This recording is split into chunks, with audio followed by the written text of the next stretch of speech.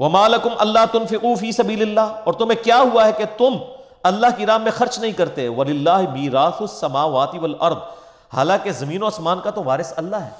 یعنی تم نے تو مر جانا ہے، اللہ نے تو زندہ رہنا ہے، اور تمہیں بھی جو کچھ ملا ہے تمہارے آباء و اجداد کو، اصل تو یہ وراثت اللہ کی تھی. اللہ نے اپنے بندوں کو یہ سب کچھ دیا ہوا ہے.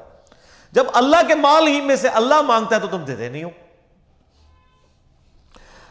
لا یستوی منکم من انفق من قبل الفتح، تم میں سے جو فتح مکہ سے پہلے اللہ کی راہ میں خرچ کرتے رہے، وقاتل اور قتال کرتے رہے، اولئک اعظم درجۃ من الذین انفقوا من بعد وقاتلوا، ان کا درجہ بہت بلند ہے ان اصحاب سے جو بعد میں فتح مکہ کے مسلمان ہوئے اور انہوں نے قتال کیا اور اللہ کی راہ میں خرچ کیا. دیکھ لیں، یہ آیت ہی بتا رہی ہے کہ وہ جو سارا خطاب تھا وہ صحابہ سے تھا، کافروں سے نہیں تھا. کہ بھی ایمان لاؤ، ایمان لانے کا جو حق ہے، اللہ کی راہ میں خرچ کرو. اور کیا ہوا ہے، کنجوسی کیوں کرتے ہو جبکہ سب کچھ اللہ نے تمہیں دیا ہے. اور اب آ گیا اور اسی آیت کے اندر کہ جو فتح مکہ سے پہلے مسلمان ہوئے اور انہوں نے اللہ کی راہ میں خرچ کیا اور قتال کیا، اور جو بعد میں وہ برابر نہیں ہو سکتے. ظاہر ہے کہ بعد میں تو گولڈن پیریڈ شروع ہو گیا. یہ تو بہت بڑا فرق ہے. اس سے بڑا فرق تو صحیح مسلم کی اس حدیث کے اندر ہے. انٹرنیشنل نمبر کے مطابق 6488. ایک دفعہ عبد الرحمن بن عوف رضی اللہ تعالیٰ عنہ اور حضرت خالد بن ولید رضی اللہ تعالیٰ عنہ کا جھگڑا ہوا، تو جذبات میں آ کے خالد بن ولید نے عبد الرحمن بن عوف کو گالیاں دی. تو نبی علیہ السلام تک شکایت پہنچی. آپ نے حضرت خالد بن ولید کو بلا کے ڈانٹا اور فرمایا کہ تو میرے صحابہ کو برا مت کہہ. حالانکہ خالد بن ولید بھی صحابی تھے، لیکن ان کو آپ صلی اللہ علیہ وسلم نے صحابی نہیں کہا، اس لیے کہ وہ قانوناً ضرور صحابی تھے، لیکن وہ اس وقت میں صحابی ہوئے جب اسلام کا گولڈن پیریڈ شروع ہو گیا. اور خالد بن ولید اگرچہ فتح مکہ سے پہلے مسلمان ہوئے لیکن وہ صلح حدیبیہ کے بعد مسلمان ہوئے تھے. صلح حدیبیہ کے بعد تو مسلمانوں کا گراف اوپر ہی جا رہا تھا. جس نے اسلام قبول نہیں کرنا تھا نا، اس نے آج رضی اللہ عنہ نہیں ہونا تھا. پھر تو حضرت عمر بن عاص، خالد بن ولید، ان لوگوں نے پھر دیکھا کہ جب پلڑا اس طرف جا رہے، بڑے سمجھدار لوگ تھے، ان کو پتہ چل گیا کہ اب اسلام کے غلبہ ہے. تو حالانکہ نبی علیہ السلام کی دعوت کو 19 سال گزر چکے تھے، ان لوگوں نے ایمان قبول نہیں کیا.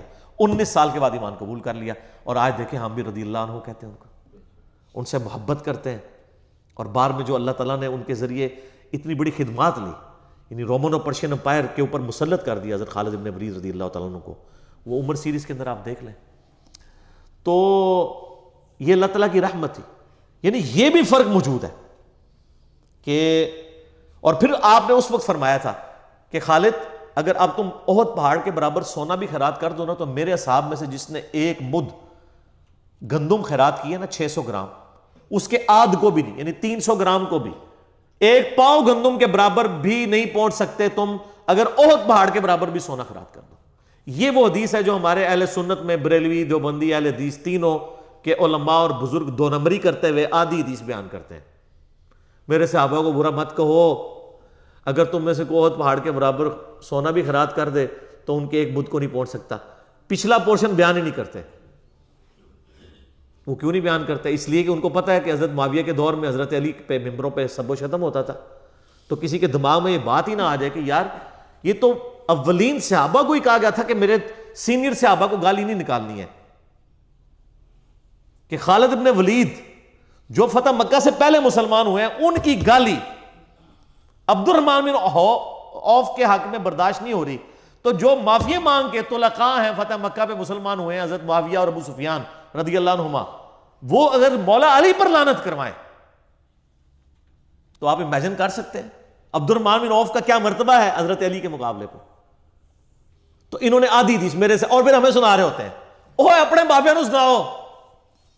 ٹھیک ہے، جنہوں نے آل امیہ کا جھوٹا دفاع کیا، ہم نے تو بتایا کہ بھئی بخاری مسلم کی حدیث ہے، میری بیٹی فاطمہ بھی چوری کرے گی اس کے ہاتھ بھی کٹیں گے. آج جو لوگ صحابہ پر لعنت کر رہے ہیں نا، ان سے بڑے مجرم وہ لوگ ہیں جنہوں نے حضرت علی پہ اپنے دور کے اندر لعنت کروائی ہے، کیونکہ ان کو تو نبی کی صحبت بھی ملی تھی. آج تو 1400 سال گزر چکے ہیں.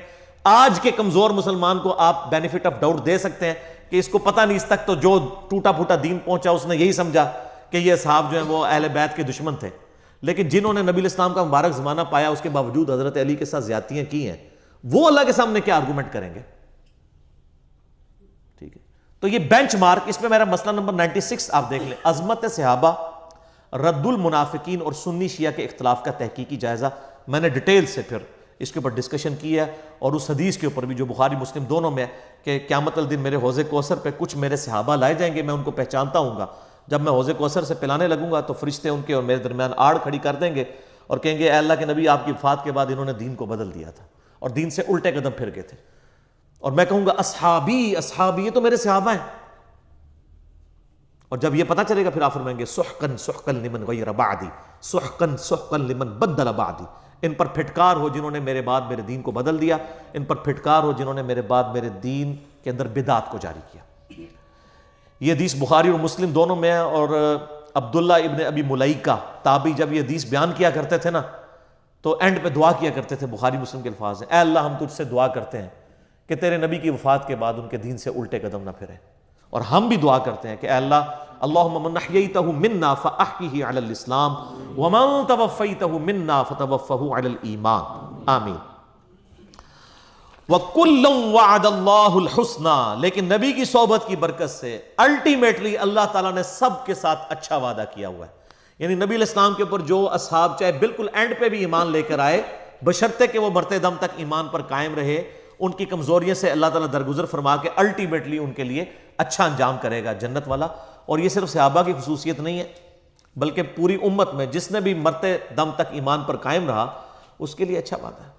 میرے یہ پچھلے دنوں وہ کلپ بھی چڑھ چکا ہے حدیث بطاقہ کے اوپر، جو جامعہ ترمذی میں حدیث ہے کہ ایک بندے کے 99 دفاتر کھولے جائیں گے گناہوں کے، ٹھیک ہے، اور وہ پریشان ہو جائے گا، اللہ تعالیٰ ایک ایک گناہ گنوائے گا اس کا، اور وہ کسی کا بھی انکار نہیں کرے گا، اور دوسری طرف ایک پرچی ہوگی جس پہ لکھا ہوگا اشہد ان لا الہ الا اللہ واشہد ان محمدا عبدہ ورسولہ، تو اللہ تعالیٰ کہے گا اس کا ذرا نامہ مال تولو،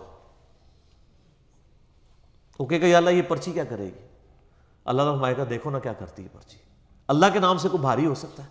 وہ جیسے ہی میزان عمل پہ رکھی جائے گی تو وہ پلڑا بھاری ہو جائے گا، اور اسے جنت کا حکم سنا دی۔ اسے حدیث بطاقہ کہتے ہیں، کاغذ کے پرزے والی حدیث، اور حاکم کے اندر ابن حبان کے اندر موجود ہے، اس کلپ میں ہم نے اس کو ڈسپلے بھی کیا ہے کہ اگر زمین و آسمان اور اس کے اندر جتنی بھی اللہ کی مخلوقات ہیں ایک پلڑے پہ رکھ دی جائیں اور دوسرے پلڑے میں لا الہ الا اللہ تو وہ بھاری ہو جائے گا، ٹھیک ہے۔ یہ کلمہ بڑی چیز ہے، صحیح مسلم میں حدیث ہے، عمر بن عاص کی جب موت کا وقت قریب آیا اور ان کو شرمندگی ہوئی اس بات پہ جو انہوں نے حضرت علی کے ساتھ، معاویہ کے رضی اللہ تعالیٰ کے ساتھ مل کے جنگ کی تھی، تو بڑا روئے، تو ان کے بیٹے نے کہا، 321 نمبر ہے کتاب الایمان میں صحیح مسلم کے اندر، دیوار کی طرف منہ کر کے رونا شروع کر دیا، تو بیٹے نے کہا کہ آپ تو بخشے بخشائے ہیں، آپ نے تو یرموک لڑی ہوئی ہے، تو آپ تو نبی کے صحابی ہیں، اس سے بڑا درجہ کیا ہے؟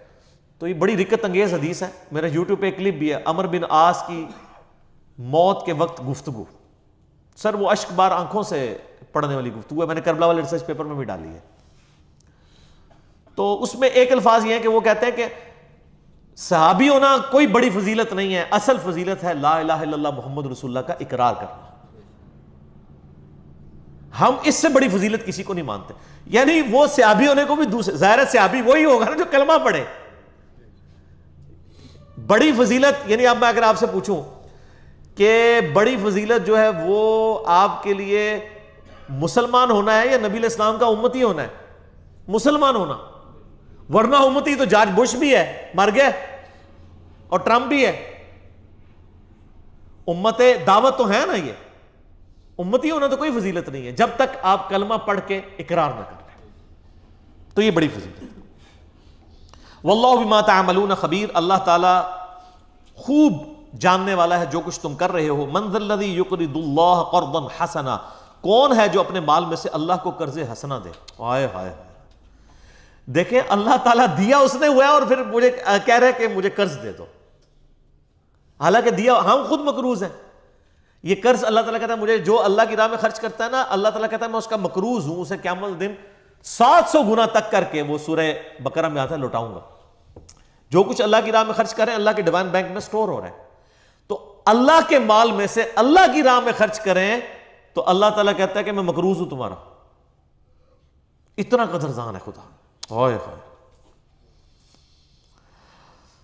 قرضا حسنا فیضاعفہ لہ ولہ اجر کریم، کہ اللہ تعالیٰ پھر اسے بڑھا چڑھا کے اس کا اجر دے، یعنی اس کے لیے بڑھا دے کئی گنا اور اس سے بہترین اسے اجر عطا فرمائے.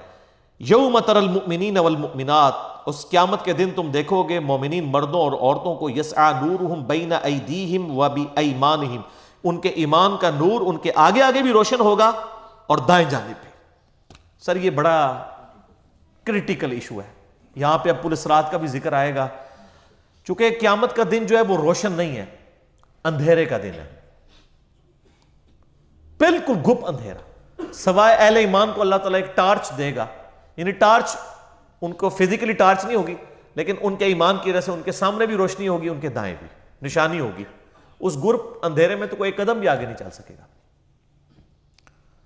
میں نے آج سے 2-3 سال پہلے ایک ناول کا تعارف کروایا تھا، جب زندگی شروع ہوگی. اس میں بھی انہوں نے بڑے اچھے انداز کے اندر اس کو، اس ناول کے اندر یعنی اس کی آڈیو ریکارڈنگ آپ سنیں تو بالکل وہ نقشہ کھینچا ہے. تو اہل ایمان کو اللہ تعالیٰ نور دے گا جو جس کی وجہ سے وہ چل رہے ہوں گے. اب وہاں کیا صورتحال بنے گی؟ بشراکم الیوم، آج کے دن اے مومنین مردوں اور تمہارے لیے بشارت ہے، جنات تجری من تحتها الانہار، ایسی جنتیں جن کے نیچے نہریں بہتی ہوں گی، ایسے باغات، خالدین فیہا، جس میں تم رہو گے ہمیشہ ہمیش، ذالک هو الفوز العظیم، یہ بہت بڑی کامیابی ہے.